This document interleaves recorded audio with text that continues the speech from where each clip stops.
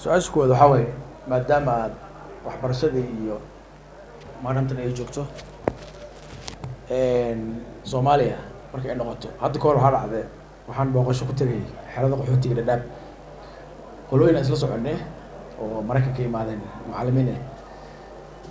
markaa meesha tagnay ninka district weynaa iyo wixii aan la fariisanay marka ninka wuxuu noo sheegay wuxuu problem kan haysto waxaa waaye ardaydan aan wax barayno Soomaali waa u dhahay dadkan waxayna ka yimaadeen Soomaaliya u dhahay hadhoona Soomaaliya ku noqonayaan dabcan like problem kan haysto wuxuu dhahay taariikhdii civic waxay dhahaan maadooyinka maxaa la dhihi jiray oo dawliga lagu baray taariikhda waddanka xornimada suu ku qaatay waddanka intuu jiray taariikhdiisi ma bari karno ma barno waxaan barnaa taariikhda Kenya barnaa wada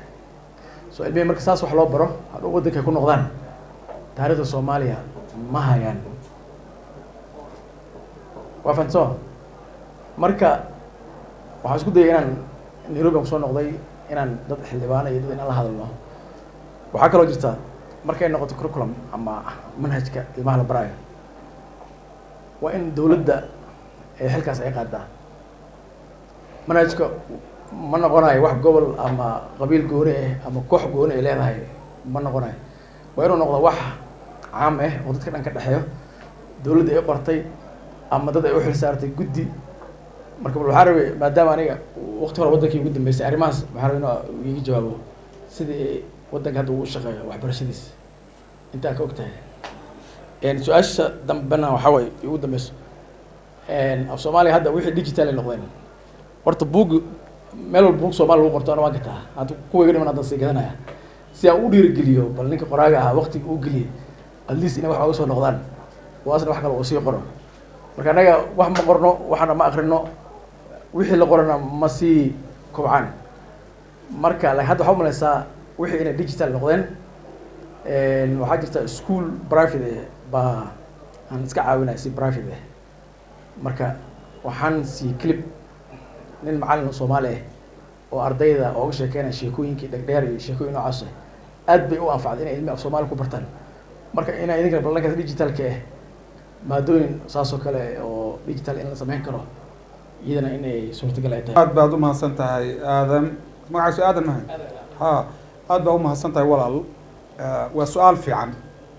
kulli waxaan u maleynayaa laba su'aalood bay ahaayeen oo dhinacana isku xaglan dhinacana ku kala baxsan su'aal waa tan Soomaaliya iyo haddii ilaahay idankeeda leeyahay waxbarashadeeda iyo systemka iyo sida uu yahay hadda taa waxaan u maleynayaa kulley sanitareed baana kala joogta oo waliba kuwa hadda shaqeeya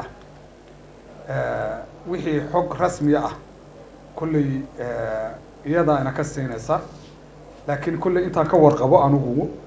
Soomaaliya dawladdu nidaamba iyadu ugu tala gashay inay wax ku barto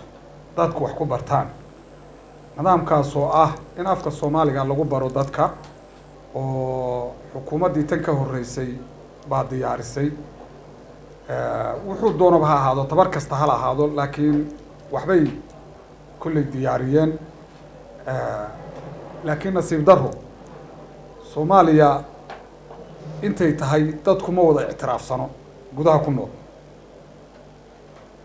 gobollo aan la shaqayn baa jira oo aanu ka shaqaynayn oo laga yaabo marka waddanka la kala baro bar inuu noqdo taasuna waxay caqabad ku tahay manhaj kastoo la qoro inuusan macno weyn ku simeynayn gudaha laakiin in dalka horta qoqob baa ku jira qoqobka waa taqaanin baan u maleynayaa intiina badan ninkaan aqoonna xoogaa tafsiira baan uga bixinaya qoqob waa xero marka la oodo ama meel la oodo deyr yar oo dhexda ah oo laga dadku ay ka yar tallaabsan kara xoolaha yabaa loogu talagalay in lagu kala googooyo مثال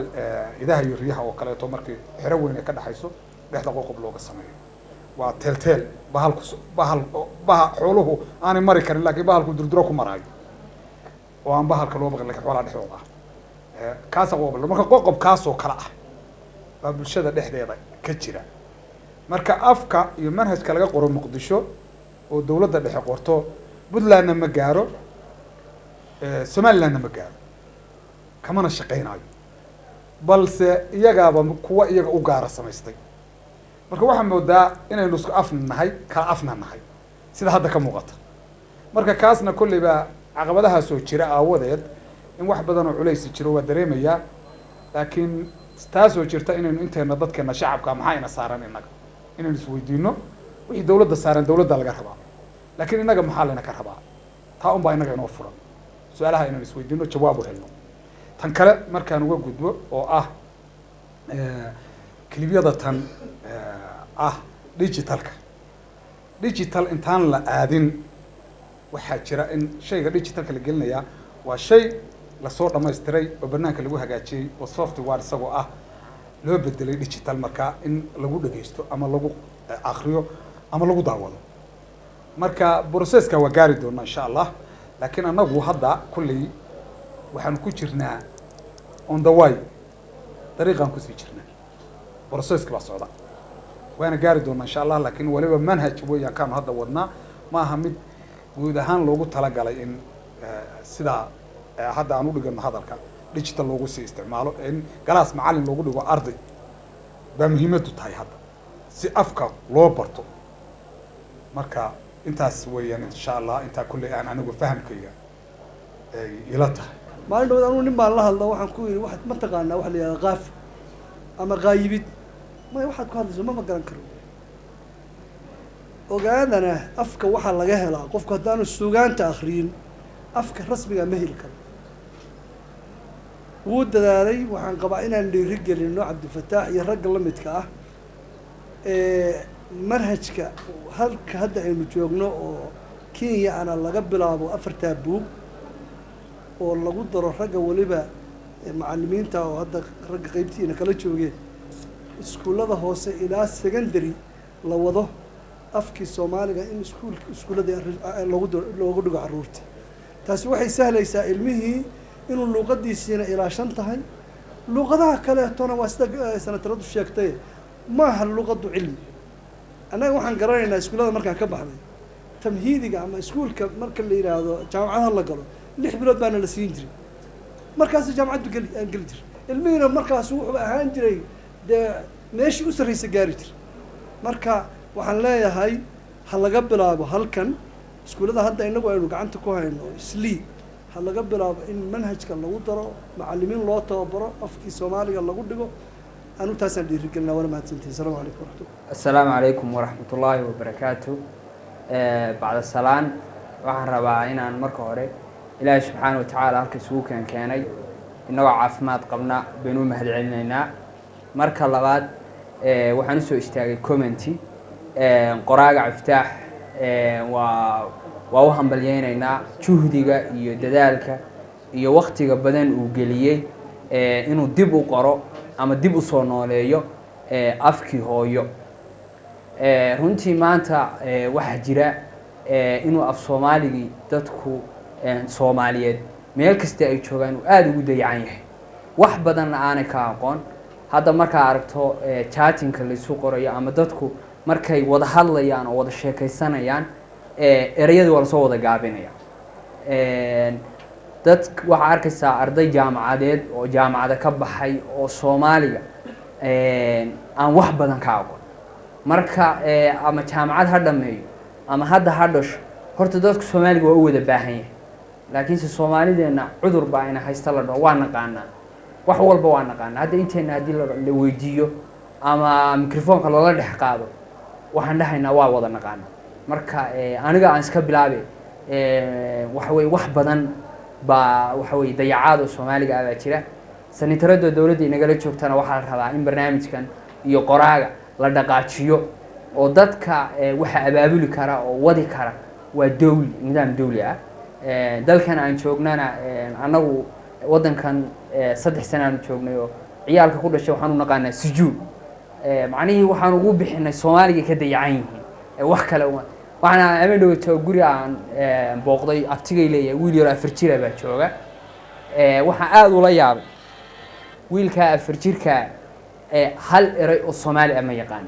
suu TV u horfadhiyay oo English u daawanayay Soomaaliba ma yaqaan marka hooyadii dhashaan ku yiri wiilka Soomaaliga maxaa ka haya waxay tilmaaba yaqaanaba maanta ilma 4 jir oo aan Soomaali aqoon maalintuu 20 jiro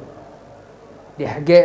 waxba maalinta hooyo xitaa oran kari maayo marka qoraagana dee juhdi buu geliyay dadaal buu geliyay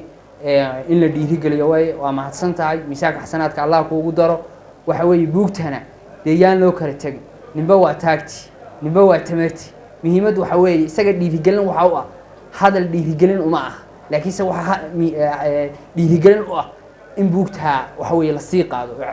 caruurtii loo geeyo ninkii iska abulana dee kuwa mahmaayaha anfacayo waxa weeye rag dee golo joog marka golaha timaado waxa rag iskaga dhicin lahayd baa murtiyo madadaalo ku yaala waana salaamantii assalaamu calaykum waraxmatullaahi wabarakaatuh